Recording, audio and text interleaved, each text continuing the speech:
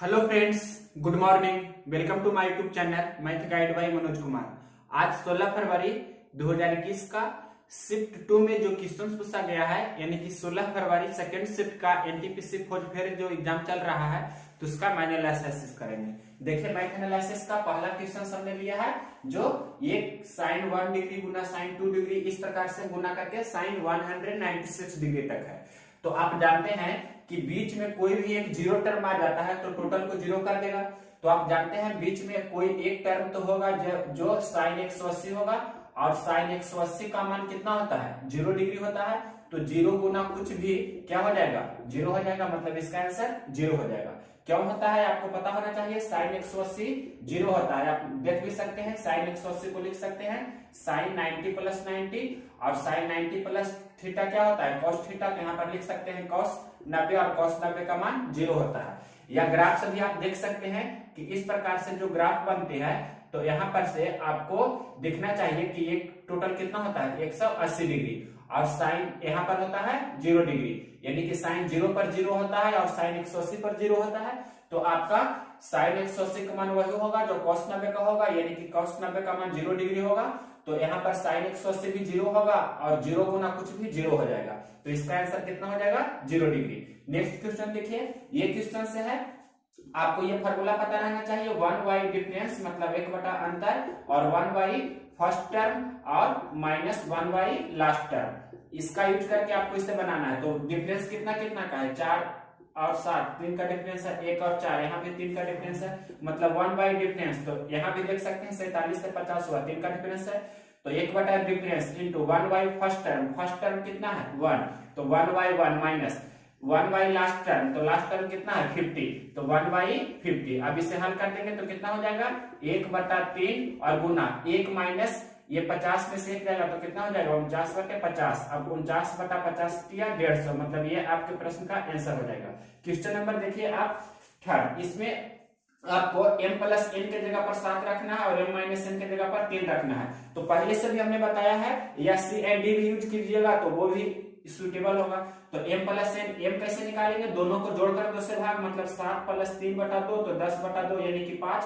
n कैसे निकालेंगे, दोनों को घटा के 2 से भाग, मतलब 7 में से 3 घटाएंगे और 2 से भाग दे देंगे, यानी कि 4/2 तो 2 हो जाएगा। यानी कि m के जगह पर 5 रखेंगे तो 5 का क्यूब प्लस 2 का क्यूब बटे 5 का क्यूब माइनस 2 का क्यूब। तो 125 और 8 कितना होता है 133, और 125 में से 8 घटा दीजिए तो कितना हो जाएगा 117। मतलब ये आपके प्रश्न का आंसर हो जाएगा। क्वेश्चन नंबर देखिए थर्ड के बाद 4 नंबर क्वेश्चन। क्वेश्चन नंबर देखिए 4, ये इजी क्वेश्चन है। HCF of 36 and 48। तो सिंपल 12 3 36 होता है और 12 4 48 होता है। तो दोनों में हाईएस्ट कॉमन फैक्टर क्या है 12 है, तो इसका HCF क्या हो जाएगा 12 हो जाएगा। ये तो इजी क्वेश्चन था।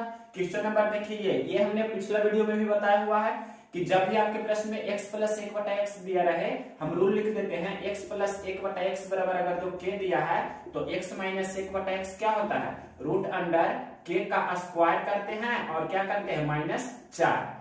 उसी प्रकार से अगर जो यहाँ पर माइनस रहेगा तो प्लस वाला पूछेगा तो यहाँ पर प्लस हो जाएगा। सिंपल क्वेश्चन है। अब यहाँ देखिए प्लस है, माइनस वाला पूछ रहा है तो क्या हो जाएगा, रूट अंडर प्लस जो दिया है उसका स्क्वायर, मतलब 7 का स्क्वायर करेंगे और क्या करेंगे 7 का स्क्वायर करने के बाद माइनस है तो माइनस कितना 4 कर देंगे।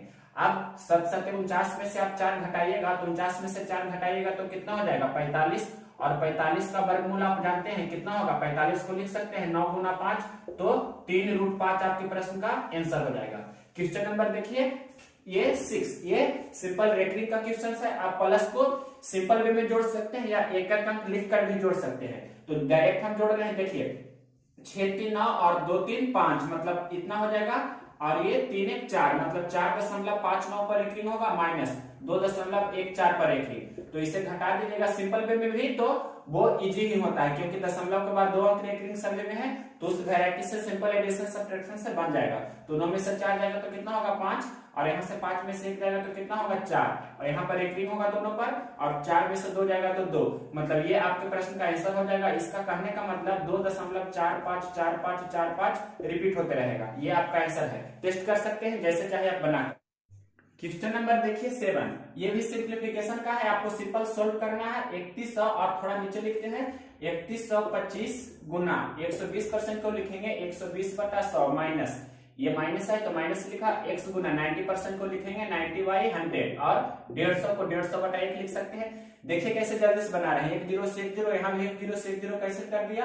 अब ये 5 दूनी 10 और 6 दूनी 12, 5 से 625 बचे 3125 होता है। 625 गुना 6 करेंगे तो कितना हो जाएगा, 6 बचे 30 के 0, बाकी 3, 6 दूनी 12, 3 15, 6 6 36, 1 37 और प्लस 150 इस तरफ आएगा तो माइनस 150 होगा और 9x/10 बराबर के उस तरफ जाएगा तो प्लस में हो जाएगा 9x/10। यहाँ से देख सकते हैं टोटल घटाकर कितना आएगा 3600, तो 3600 हो जाएगा और 9x अपॉन कितना हो जाएगा 10। ये 9 से 9 चौके 36 कितना 400 बार में कैंसिल हो जाएगा तो 400 गुना 10 मतलब x का मान कितना हो जाएगा 4000। इजी क्वेश्चन था, आपको सिंपलीफिकेशन करना था। ये मार्क दिया है 9.88 और बहुलक दिया है 7.92, तो माध्यिका पूछ रहा। तो ये फार्मूला आपको 10th क्लास से ही पता होगा। इसमें आप रख दीजिएगा वैल्यू, बहुलक कितना दिया है 7.92 और माध्यिका निकालना है। इसे आप x मान सकते हैं, माध्यिका को हमने x मान लिया और 2 गुना माध्य, तो 2 गुना माध्य का मान कितना है 9.88। इसे हल कर दीजिएगा तो 7.92 में आप क्या घटाइएगा, ये वाला घटाइएगा मतलब माइनस इस तरफ आएगा तो प्लस हो जाएगा, 2 से गुना कर दीजिए तो 8 दूनी 16, 8 दूनी 16 1 17 और 9 दूनी 18 1 19, ये कितना हो जाएगा 3x। ये दोनों को जोड़ेंगे तो कितना हो जाएगा 2 और 6 8 हो जाएगा, 7 और 9 16 हो जाएगा, 9 7 16 1 17 1 1 2, इतना बराबर 3x। यहाँ पर से डेसिमल में करेंगे मतलब 3 से यहाँ भाग लगा देंगे तो 3 9 27 हो जाएगा, फिर 3 दूनी 6 हो जाएगा, फिर 3 दूनी 6 हो जाएगा, 2 और 0 तो 3 6 18 मतलब 9.22 के समथिंग क्रॉस आपका क्या आ जाएगा, ये 9.22 के करीब आपका आ जाएगा माध्यिका। क्वेश्चन नंबर 8 के बाद देखिए क्वेश्चन नंबर 9। क्वेश्चन नंबर देखिए 9, ये बोल रहा है दो त्रिभुजों के क्षेत्रफलों का अनुपात 4:3 है और उनकी ऊंचाई का अनुपात 3:4 है, तो उनके आधार का अनुपात बताइए।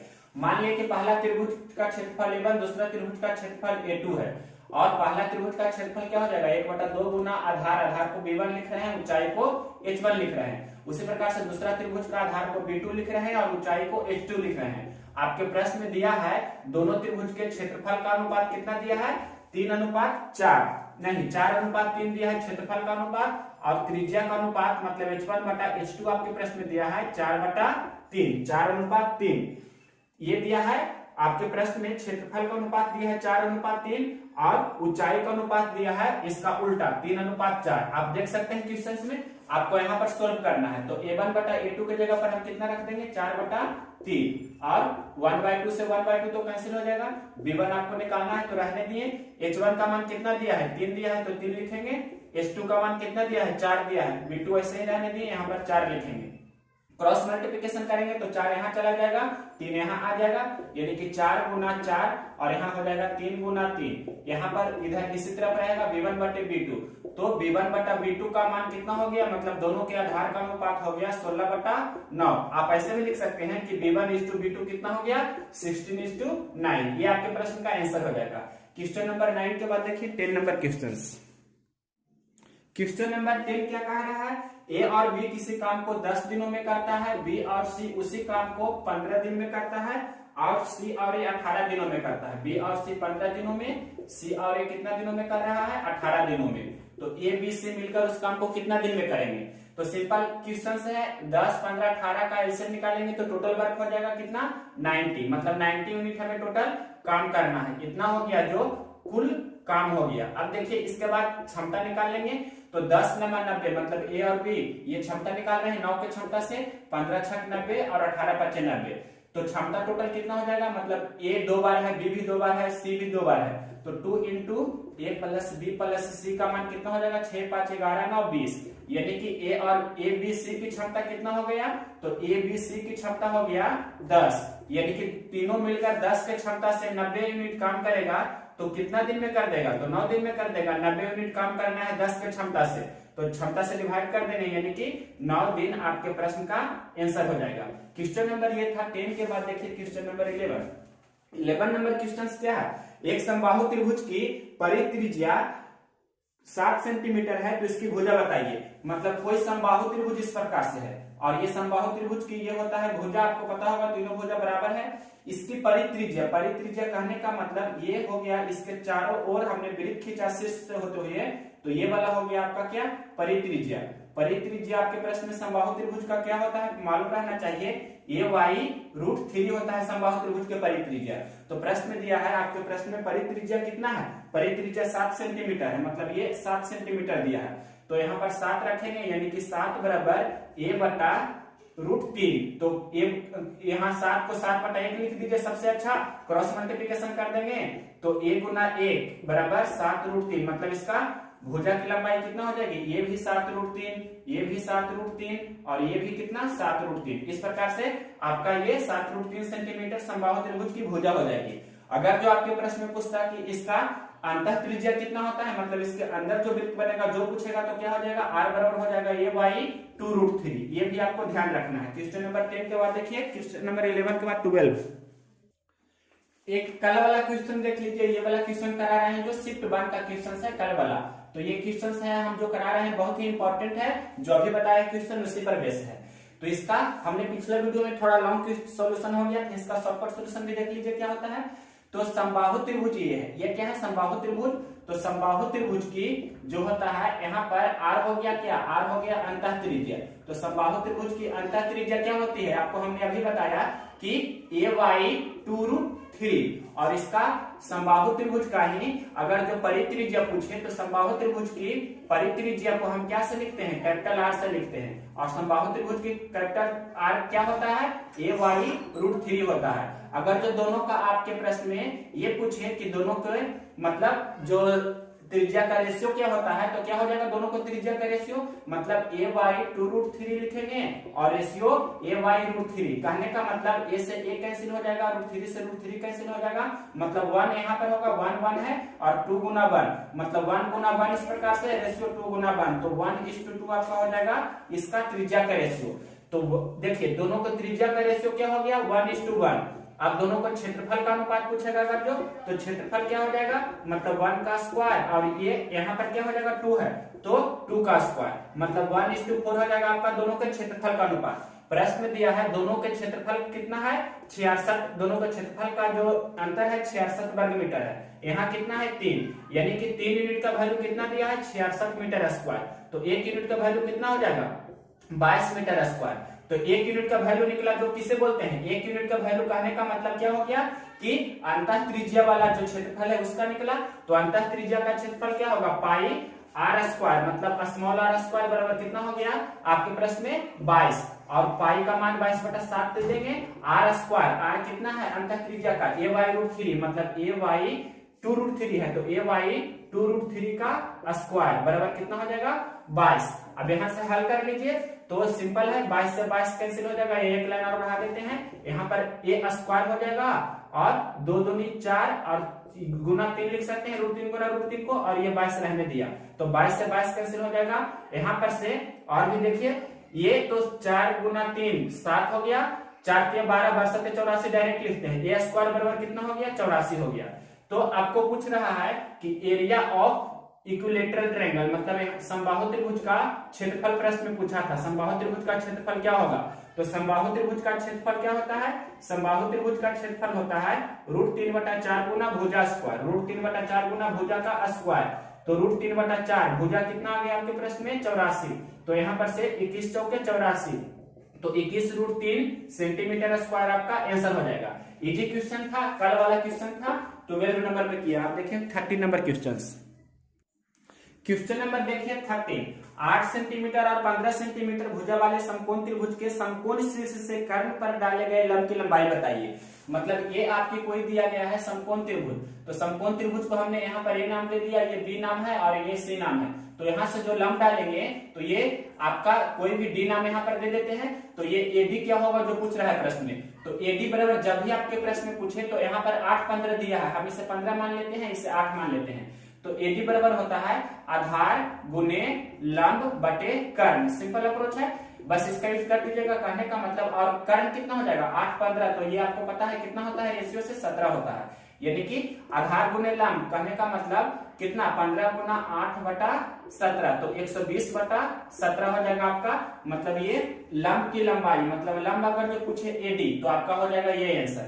अगर जो प्रश्न में पूछे कि इसका परित्रिज्या कितना होगा, इसका परित्रिज्या अगर जो पूछे तो परित्रिज्या क्या होता है आपको पता होना चाहिए कि ये वाला होता है सेंटर का काम करता है इस प्रकार से, तो ये एक तरह से डायमीटर हो जाता है, तो ये होता है परित्रिज्या। तो इसका परित्रिज्या कितना हो जाता है, टोटल ये 17 है तो इसका परित्रिज्या हो जाता है 17 का आधा। 17 का आधा कहने का मतलब 8.5 सेंटीमीटर।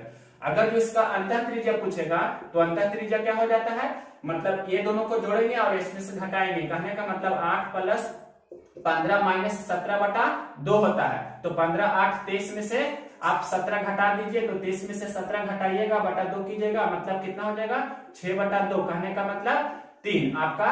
अगर जो ये पूछता कि ये अंतः त्रिज्या हो गया, आर स्मॉल आर का मतलब अंतः त्रिज्या और कैपिटल आर का मतलब क्या हो गया, कैपिटल आर का मतलब हो गया बाह्य त्रिज्या या परित्रिज्या, परित्रिज्या भी बोल सकते हैं इसे।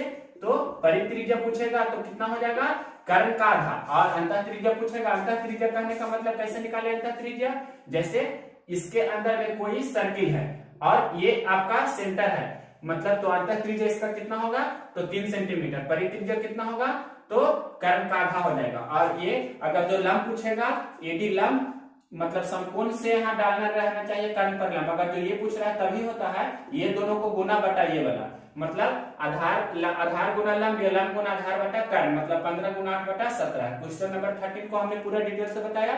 अब देखिए क्वेश्चन नंबर 14 नंबर क्वेश्चन, इसे मिटाने के बाद बताते हैं।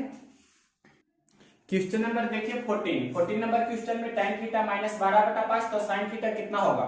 तो tan थीटा अगर जो हम इस प्रकार से ड्रा करें तो ये पहला चतुर्थांश, दूसरा first quadrant, second quadrant, third quadrant and fourth quadrant होता है। तो tan थीटा किसमें पॉजिटिव होता है, तो प्लस मतलब इसमें होता है फर्स्ट क्वाड्रेंट में और थर्ड क्वाड्रेंट में tan थीटा पॉजिटिव होता है, तो इसमें नेगेटिव होगा और इसमें नेगेटिव होगा। किसके बारे में हम बात कर रहे हैं, तो tan थीटा के बारे में।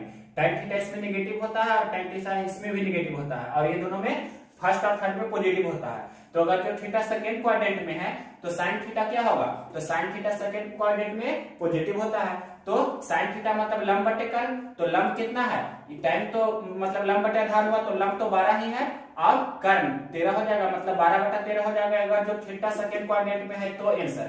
अगर जो थीटा मतलब if theta belongs to fourth quadrant, if theta belongs to fourth quadrant then sin theta is equal to, sin theta कितना होगा तब, sin थीटा कितना होगा इस क्वाड्रेंट में, sin थीटा नेगेटिव होता है, cos थीटा पॉजिटिव होता है इसमें, तो माइनस हो जाएगा 12/13। अगर जो फोर्थ क्वाड्रेंट में रहेगा थीटा तो -12/13। अगर जो थीटा यहाँ पर सेकंड क्वाड्रेंट में है तो प्लस में 12/13 होगा। क्वेश्चन नंबर ये 14 है। इसके बाद देखिए क्वेश्चन नंबर 15 नंबर क्वेश्चन आपको बता रहे हैं। ये क्वेश्चन पूछा गया है cos थीटा बराबर cos a या cos थीटा बराबर cos अल्फा होगा तो थीटा का मान बताइए। मतलब इस प्रकार से है cos थीटा बराबर cos अल्फा, तो आपको प्रश्न में यहाँ से थीटा का मान पूछ रहा है। यहाँ थोड़ी देर में हम इधर बता रहे हैं, देखिए ध्यान से। क्वेश्चन नंबर देखिए 15 नंबर क्वेश्चन बहुत ही इंपॉर्टेंट क्वेश्चन है। ये क्वेश्चन क्या बोल रहा है आपको समझना होगा। इसमें क्वेश्चन है cos थीटा बराबर cos अल्फा, तो थीटा का मान क्या होगा, इस प्रकार से क्वेश्चन है cos थीटा बराबर cos अल्फा, तो थीटा बराबर क्या होगा जो क्वेश्चन पूछ रहा है। तो देखिए ऐसा प्रश्न में आपको डायरेक्ट ध्यान रखना चाहिए, थीटा बराबर होता है 2n pi plus minus alpha, और यहाँ पर से आपको पता रहना चाहिए कि जो n होता है n बिलोंग्स टू इंटीजर होता है। ये तो पहला फॉर्म हो गया। अगर जो आपके प्रश्न में पूछे sin थीटा बराबर sin अल्फा, तो यहाँ पर से थीटा बराबर क्या होता है, थीटा बराबर होता है n पाई प्लस माइनस 1 पे पावर n इंटू अल्फा, और n बिलोंग्स टू इंटीजर। उसी प्रकार से अगर जो आपके प्रश्न में रहे tan थीटा बराबर tan अल्फा, तो थीटा बराबर होता है n पाई प्लस अल्फा, यहाँ भी n बिलोंग्स टू इंटीजर होता है। अगर जो आपके प्रश्न में रहे sin थीटा बराबर 0, तो थीटा बराबर क्या होता है n पाई, और n बिलोंग्स टू इंटीजर। अगर जो आपके प्रश्न में रहे cos थीटा बराबर 0, तो थीटा बराबर क्या होता है, थीटा बराबर होता है odd multiple of π/2, that means कहने का मतलब 2n + 1 * π/2, और n बिलोंग्स टू इंटीजर। उसी प्रकार से अगर जो आपके प्रश्न में रहे tan थीटा बराबर 0, तो यहाँ पर से भी थीटा बराबर होता है n पाई, और n बिलोंग्स टू क्या होता है इंटीजर। ये बहुत ही इंपॉर्टेंट है, 10th क्लास का जो पढ़ने का त्रिकोणमिति है उसमें बेसिक ये है, डायरेक्ट ये क्या है, एक तरह से फॉर्मूला है और सभी फॉर्मूला आपको ध्यान रखना है। ये आपके प्रश्न में पूछा गया है cos थीटा बराबर cos अल्फा, तो थीटा बराबर 2n pi plus minus alpha, n belongs to integer. उसी प्रकार से sin थीटा बराबर sin अल्फा पूछेगा तो n पाई प्लस माइनस 1 पे पावर n इंटू अल्फा होगा, n बिलोंग्स टू इंटीजर। इसका बोलेंगे तो स्पेशल वीडियो हम दे देंगे, लेकिन यहाँ पर ये आपको ध्यान ही रखना है। क्वेश्चन नंबर 15 देखिए, क्वेश्चन नंबर 16। क्वेश्चन नंबर 16 क्या कह रहा है कि कोई रिंग 3 सेकंड में 2 बार, 7 सेकंड में 5 बार बजती है, तो दोनों एक साथ 1 मिनट में कितनी बार बजेगी? 3 सेकंड में 2 बार, 3 सेकंड में 2 बार बज रहा है, मतलब 2 बार बज रहा है 3 सेकंड में, तो एक बार बजेगा कितना? 3/2 सेकंड में। और उसी प्रकार से आगे लिखा है कि 7 सेकंड में 5 बार, 5 बार 7 सेकंड में, तो एक बार 7/5 सेकंड में। मतलब इसका आपको क्या निकालना होगा? पहले एलसीएम निकालना होगा। तो एलसीएम कैसे निकालते हैं? एलसीएम निकालेंगे 7 और 3 का, मतलब ऊपर वाला का एलसीएम, अंश वाला का एलसीएम और हर वाला का क्या होगा? एचसीएफ। तो 3 और 7 का एलसीएम 21 और इसका एचसीएफ है 21/1, कहने का मतलब 21 सेकंड। तो 21 सेकंड कैसे कैसे होगा? 21 सेकंड और इसका दुगना अगर जो करेंगे तो 21 गुना 2 मतलब 42 सेकंड हो जाएगा, और 21 गुना 3 अगर जो करेंगे तो क्या हो जाएगा? 21 या 63 सेकंड। तो 63 सेकंड तो 1 मिनट से ये क्या हो रहा है? 1 मिनट से ये अधिक हो रहा है, यानी कि आपका एक बार ये 21 गुना 1 मतलब एक बार बजेगा और 2 बार, यानी कि 1 मिनट में कितना बार बजेगा? 1 मिनट में 2 बार बजेगी, 1 मिनट में 2 बार बजेगी। तीसरा बार 63 सेकंड हो जाएगा, तो 1 मिनट से ज्यादा हो जाता है, तो 1 मिनट में 2 ही बार बजेगी। क्वेश्चन नंबर 16 के बाद देखिए क्वेश्चन नंबर 17। यदि बुलेट ट्रेन की चाल इलेक्ट्रिक ट्रेन की चाल से 35% अधिक है, मतलब बुलेट ट्रेन है और आपके प्रश्न में दिया है इलेक्ट्रिक ट्रेन, इस प्रकार से दिया गया है, बुलेट है और इलेक्ट्रिक ट्रेन है, दो ट्रेन का नाम दिया गया है, तो उसके चाल का आपको रेशियो दिया गया है किस प्रकार से कि बुलेट की चाल है जो 35% अधिक है इलेक्ट्रिक के चाल से। तो इलेक्ट्रिक अगर जो 100% से चल रहा है तो ये कितना 135 होगा, कहने का मतलब ये 27 से, तो ये कितना 2520 के स्पीड से चल रहा है, किलोमीटर प्रति घंटा यूनिट होता है, सिंपल। तो देखिए प्रश्न में लिखा है इलेक्ट्रिक ट्रेन है जो 4 घंटा में 400 किलोमीटर जाती है, मतलब यहाँ पर से इलेक्ट्रिक ट्रेन का चाल हम निकाल सकते हैं, मतलब इसका चाल अगर जो निकालना चाहे एक्चुअल में तो कितना हो जाएगा? चाल बराबर होता है दूरी बटा समय, और दूरी दिया है 400 किलोमीटर, कितना 4 घंटा में, तो कितना का स्पीड से जाएगा? तो इसका चाल हो गया 100 किलोमीटर प्रति घंटा। तो कहने का मतलब 20 यूनिट का वैल्यू कितना दिया है? 100 किलोमीटर प्रति घंटा, कहने का मतलब 5 से गुना हो रहा है, तो 27 यूनिट का वैल्यू भी होगा 5 से गुना होगा, मतलब 135 किलोमीटर ही होगा। मतलब यही आपके प्रश्न का आंसर हो जाएगा क्वेश्चन नंबर 17 का। देखिए क्वेश्चन नंबर 18 नंबर क्वेश्चन का कह रहा है कि कोई धन साधारण ब्याज की दर से 8 वर्ष में 3 गुना हो जाता है, तो ब्याज की दर बताइए। तो साधारण ब्याज से हो रहा है 3 गुना हो जाता है, 3 गुना का मतलब ब्याज 200%, 10 गुना का मतलब ब्याज 900%, 5 गुना का मतलब ब्याज 400%। जितना गुना कहेगा ब्याज उससे एक कम उतना गुना 100% होता है। तो आपको कितना बोल रहा है प्रश्न में? 3 गुना हो जाता है 8 वर्ष में, तो रेट निकालना है, मतलब दर निकालना है। 3 गुना हो जाता है तो मतलब 200% ब्याज हो रहा है कितना वर्ष में? 8 वर्ष में। तो यहाँ पर से आपको रेट हो जाएगा कितना? 25 200, यानी कि 25% आपका फाइनल आंसर होगा। क्वेश्चन नंबर 18 के बाद देखिए 19 नंबर क्वेश्चन कर रहा है कि 1 रुपये में 16 टॉफी बेचने पर 25% का लाभ होता है, तो उसे 1 रुपये में कितना टॉफी खरीदना होगा? मतलब कॉस्ट प्राइस निकालना है। विक्रय मूल्य आपके प्रश्न में दिया है 1 रुपये में 16 टॉफी, तो रुपया बटा वस्तु करेंगे, मतलब इस प्रकार से विक्रय मूल्य हो गया 25% लाभ पर, मतलब 125 बटा 100 लिखेंगे, तो 100 बटा 125 लिखेंगे क्रय मूल्य निकालने के अर्थ में, और इसे कैंसिल कर दीजिए। तो 4 चौके 16, 25 चौके 100, 25 पचे 25 से, कहने का मतलब 1/20, 25 देखिए 4 चौके 16, 25 चौके 100, 25 पचे 25 से 1/20, मतलब 1 रुपया में 20 वस्तु। यहाँ पर से हम ऐसे लिख सकते हैं कि 1 रुपया में 20 वस्तु खरीदेगा। ये आपके प्रश्न का आंसर हो जाएगा। नेक्स्ट क्वेश्चन देखिए क्वेश्चन नंबर 20 नंबर क्वेश्चन बहुत ही अच्छी क्वेश्चन है। ये बोल रहा है कि मूलधन आपके प्रश्न में दिया है, मूलधन दिया है कितना? 4500 रुपया, मूलधन दिया है 4500 रुपया, और रेट दिया है कितना आपके प्रश्न में? रेट दिया है 12%, और टाइम दिया है आपके प्रश्न में 2 वर्ष 8 महीना, 2 वर्ष 8 महीना। तो आपके प्रश्न में पूछ रहा है कि सीआई कितना होगा, चक्रवृद्धि ब्याज। तो देखिए पहले 2 वर्ष के लिए 12% का वैल्यू कितना होता है, यहाँ बता रहे हैं, ध्यान से देखिएगा। 12% कहने का मतलब 12/100, तो 3 चौके 12, 25 चौके 100, तो 3/25, यानी कि 25 से कितना हो रहा है? 25 और 3 28, यानी कि ये हो गया आपके प्रश्न में मूलधन, तो ये हो गया मिश्रधन।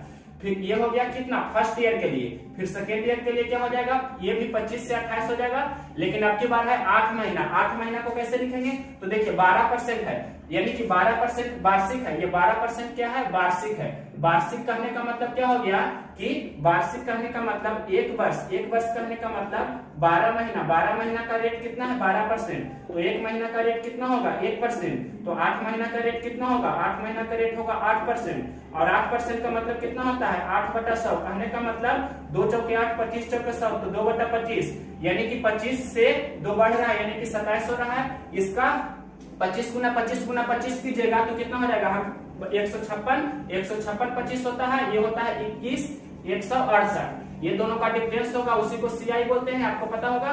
तो यहाँ पर हम लिख रहे हैं डायरेक्ट, आपके प्रश्न में सीआई पूछ रहा था, तो मूलधन कितना दिया है, मूलधन दिया है 4500 रुपया, और ऐसे मूलधन कितना है, मूलधन है 156 है, और ये दोनों का डिफरेंस कितना है, तो घटा दीजिए, मतलब 8 में से 5 जाएगा तो 3 होगा, 6 में से 2 जाएगा तो 4 होगा, 11 में से 6 जाएगा तो 5 होगा, और 20 में से 15 जाएगा तो 5, यानी कि 55 43, मतलब इसका जो सॉल्यूशन करके आएगा वही आपके प्रश्न का आंसर होगा।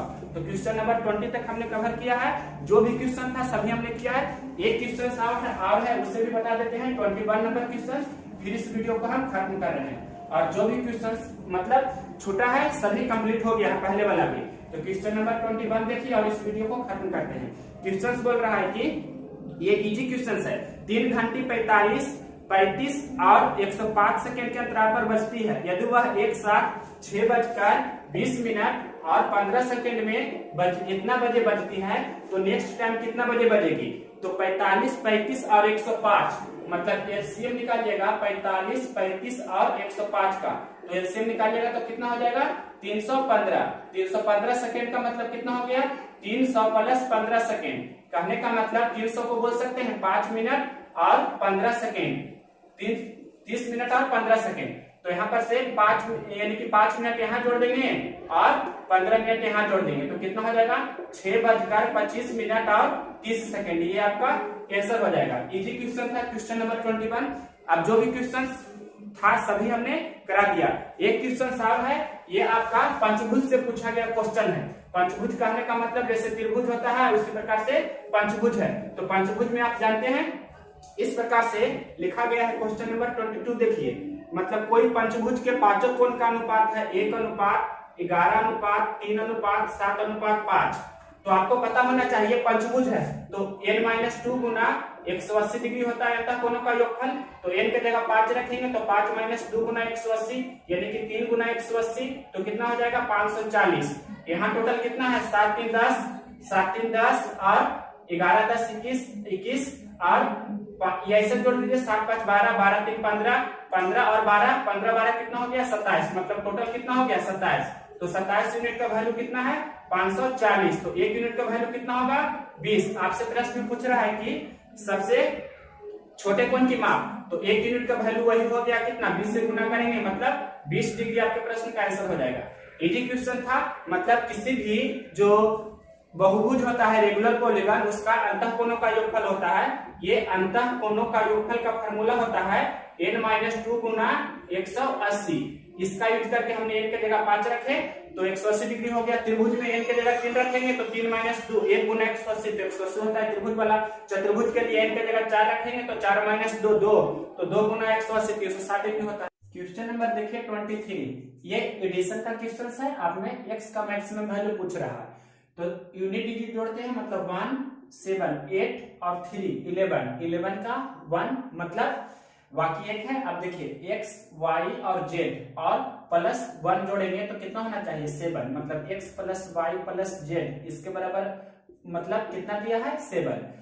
आप देखिए 3 6 9 5 14, तो ये 14 पूरा है ही, मतलब लास्ट डिजिट को जोड़ने पर टोटल है जो आपका 14 आ रहा है। तो मिडिल वाला x y z और ये बाकी +1 जोड़कर कितना होना चाहिए 7 होना चाहिए। तो इसे हल करेंगे मतलब x + y + z बराबर कितना हो जाएगा 6 हो जाएगा। तो हमें टोटल क्या x का मैक्सिमम चाहिए, मतलब ये हमें मैक्सिमम चाहिए। तो इसे मैक्सिमम करने के लिए ये दोनों को मिनिमम होना चाहिए। मिनिमम कहने का मतलब ये कम से कम 0 होगा, ये भी 0 होगा। कंडीशन रहना चाहिए कि x y z है, x y है जो मतलब 0 भी हो सकता है, और x बाई जेड मतलब तीनों का वैल्यू हमेशा क्या रहना चाहिए, मतलब दे देते हैं हम यहाँ पर क्या, होल नंबर, मतलब तीनों अगर जो होल नंबर है तो आपको क्वेश्चन में दिया रहेगा कंडीशन कुछ, तो यहाँ पर y को मिनिमम 0 ले लिए, z को मिनिमम 0 ले लिए, और x को मैक्सिमम कितना ले सकते हैं 6, मतलब 6 प्लस 0 करेंगे तो 6 होगा, यानी कि x का मैक्सिमम वैल्यू 6 होगा। लास्ट क्वेश्चन देखिए, क्वेश्चन नंबर 23 के बाद 24, ये आपका लास्ट क्वेश्चन है। क्वेश्चन बोल रहा है कि यदि क्रैमुल है जो विक्रैमुल का 40% है, तो विक्रैमुल क्रैमुल का कितना परसेंट होगा, यानी कि क्रैमुल है जो विक्रैमुल का कितना परसेंट है, 40%। 40% कहने का मतलब 40/100, यानी कि 2/5। तो विक्रैमुल है जो क्रैमुल का कितना परसेंट होगा, यानी कि 5/2 गुना 100, तो हल कर देंगे तो कितना हो जाएगा 250%। इस प्रकार से हमने जितना भी क्वेश्चन था सभी का सॉल्यूशन किया है। अगर यह वीडियो पसंद है तो इसे लाइक करें और शेयर करें। नेक्स्ट वीडियो में मिलते हैं।